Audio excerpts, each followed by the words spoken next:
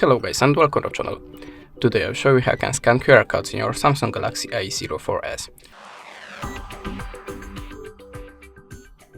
So sadly we don't have this feature in the camera, anything like it's Google Lens or something like that, anything in the options.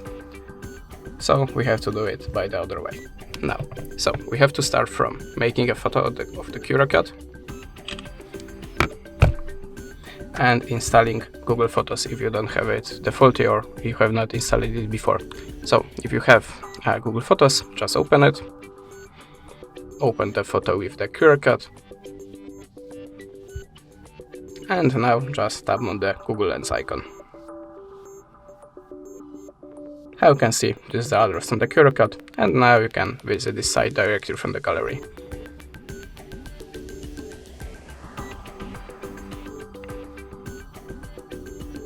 And this is how it works. That's it. Thanks for watching, leave us a subscribe, a comment, and goodbye.